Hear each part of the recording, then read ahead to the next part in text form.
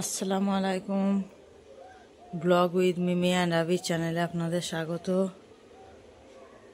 আজকে সকাল সকাল রান্না বান্না করে ফেলেছি। মিমির আব্বু খেয়ে দিয়ে চলে গেছেন। তারপরে রান্না টান্না হয়ে যাওয়ার পরে প্রচুর আজকে অনেক জামা কাপড় কেচে ফেলেছি। ওটা করতে করতে অনেক দেরি হয়ে গেছে।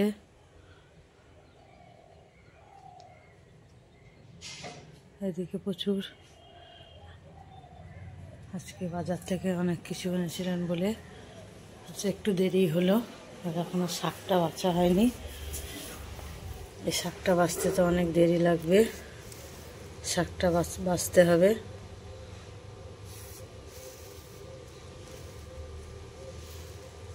শাকটা বাছতে অনেক টাইম লাগে, একটু শক্ত আছে।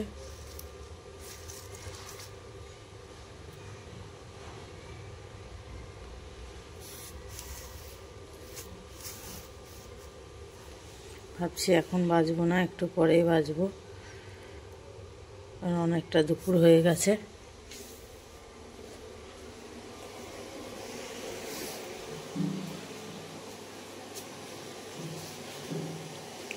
আবিরের জন্য মাছ এনেছিল, তাই ভাজলাম। এখানে মিমির জন্য একটু ফুলুরি রান্না করেছি। মিমি খেতে খুব ভালোবাসে। আর আমাদের ফুলকপি আছে, এখানে একটু মাছ আছে।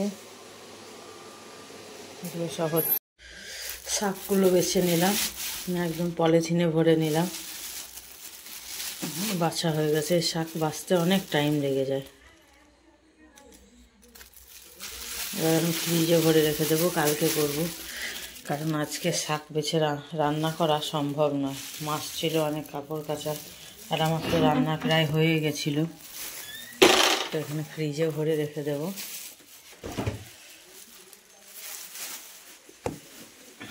মাকে বলবো ছোট ছোট করে কেটে দেবে কালকে। আমি আবার ছোট করে কাটতে পারি না। আর এই শাক যত ছোট করে কাটা হবে ততই ভালো হবে। জামাগুলো একটু উল্টে পাল্টে নেব, নয়তো সব শুকাবে না। বাড়িতে তো একটু রোদ থাকছে না এই কাঁঠাল গাছটার জন্য।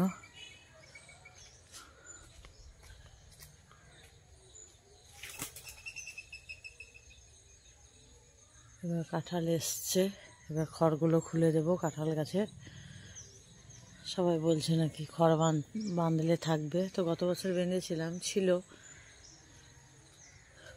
কাঁঠাল। তো এবার দেখা যাক কি হচ্ছে। অনেক ডাল তো কেটে দিয়েছে এবছর।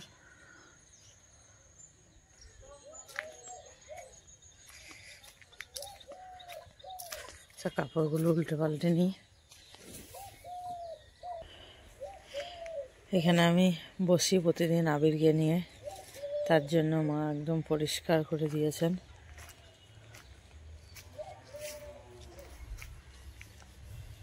অনেক ধুলোবালি ছিল, অনেক পাথর কুচিও ছিল, মা সব ঝেঁটিয়ে পরিষ্কার করেছেন। এইখানটা একটু রোদ এখন, এখানটা একটু করে বসি আবিরকে নিয়ে। এই আম গাছে এবছর আম ধরবে নাকি জানি না।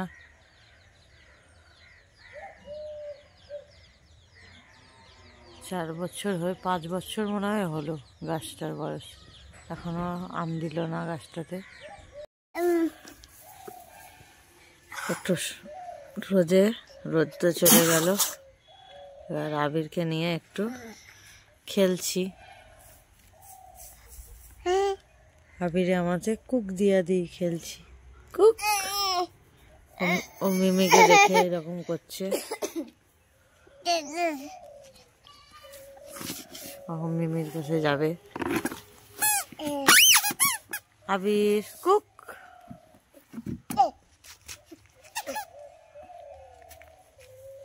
আবির আবির আবির কুক। সারাদিন দুষ্টুমি, সারাদিন। এক্ষুনি কাকু বেরিয়ে নিয়ে এলেন, তো মিমিকে বলছে বেড়াতে নিয়ে চ। মিমির সঙ্গে সুখ করছে, বেড়াতে যাবে বেড়াতে যাবে। আবার ওই রকম করে না, চোখে লেগে যায় মনে, চোখ কানা হয়ে যায়। আবার কিরকম বদমাশ হয়েছে দেখুন।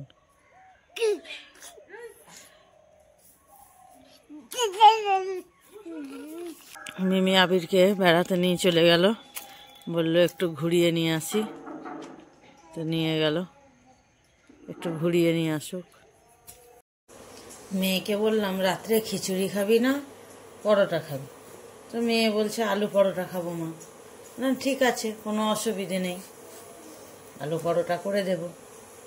এদিকে আলুটা সেদ্ধ করতে দিয়েছি প্রেসার কুকারে, আর এদিকে ময়দাটা মেখে নিচ্ছি। ময়দাটাকে ভালো করে সাদা তেলে একটু ভালো করে ময়াম দিয়েছিলাম, যত ভালো করে ময়াম দিবেন তত ভালো হবে।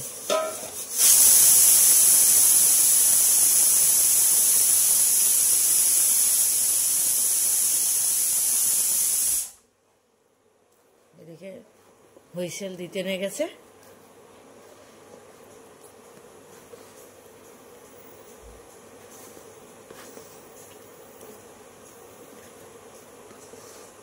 আবির এখন খেলা করছে ঘরে, ওর আব্বু নিয়ে খেলা দিচ্ছে, তো আমি দেখলাম কাজটা সেরে রাখি।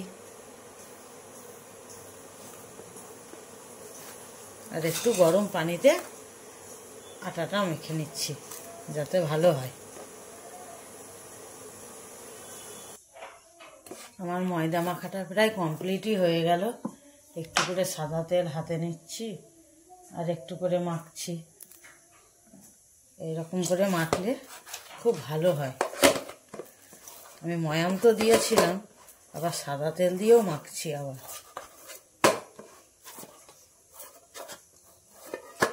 আমার মাখানো তো হয়েছে, এবার আমি এর উপরে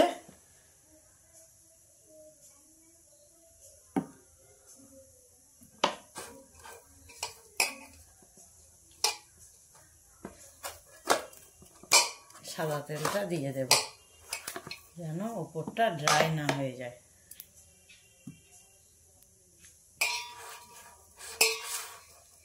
মাখিয়ে রেখে দিলাম।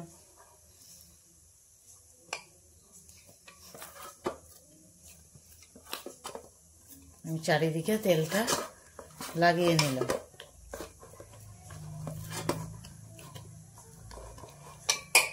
এবার আমি ঢাকনা ঢেকে রেখে দেব, ঢাকনা চাপা থাকবে। যখন আবার আমি তৈরি করব তখন আপনাদেরকে বলবো। আজকে আমি আলুর পরোটাটা আপনাদের সঙ্গে শেয়ার করব। এরকমভাবে বানালে কত ভালো হয় খেতে। আমি এখানে বেরেস্তা করে নিয়েছি, বেরেস্তা লঙ্কা ভেজে নিয়েছি, পেঁয়াজটা ভেজে লঙ্কাটা ভেজে লবণ দিলাম। এইভাবে মচলে নেব, না আলুটা মেখে নেব।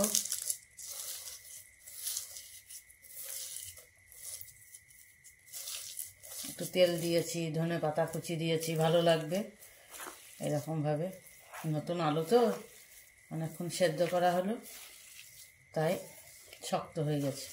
ওই বাড়িতে দেওর বউয়ের সঙ্গে গল্প করতে করতে আমার অনেকটাই রাত হয়ে গেল। ওরা কিছুতেই ছাড়তে চাইছে না, এসো আর একটু গল্প করি, আর একটু গল্প করি, যাচ্ছ যাচ্ছ যাচ্ছ।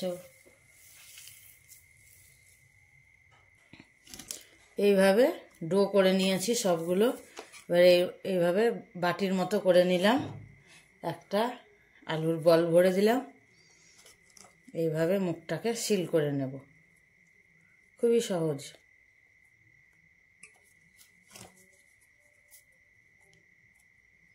এইভাবে এরকম করে সিল করে মুখটা বন্ধ করে দিলাম। এবার এইভাবে বেলে নেব, সবগুলো এরকমভাবেই রেখে দেব। আবার একটা এরকমভাবে বাটির মতো করে নিলাম, এইরকম করে এই মধ্যেখানটা খুব বেশি চাপ দেবেন না, বেয়ারগুলো চাপ দেবেন। আবার একটা ভরে দিলাম, এইভাবে সিল করে দিলাম মুখটা। এই তো বুঝতেই পারছেন, এভাবে বেলবেন। এইভাবে একটু আটা ছড়িয়ে নিয়েছি, এইরকমভাবে।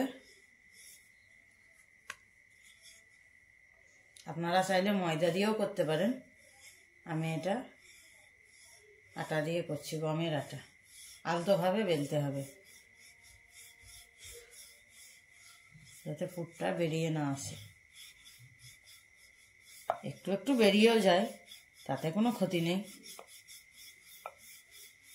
বেলতে বেলতে তো একটু বেরোবেই, বলুন।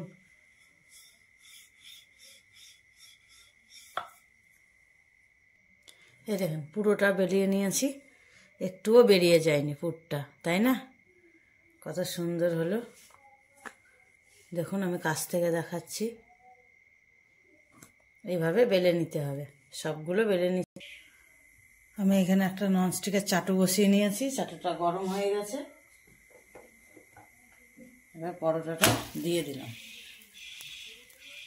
এটা দিয়ে দেব, একটু সেঁকে নেব উল্টে পাল্টে। আমি একটু সেঁকে নিয়েছি, এবার একটু হালকা করে তেল দিয়ে দেব। এবার এরকম করে ভেজে নেব।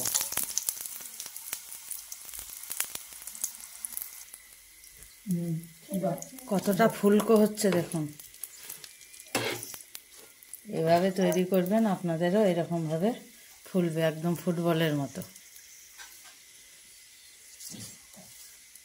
আমার ভিডিও যদি আপনাদের ভালো লেগে থাকে অবশ্যই চ্যানেলটাকে সাবস্ক্রাইব করে দেবেন আর বেল আইকনটা টিপে দেবেন। টাটা।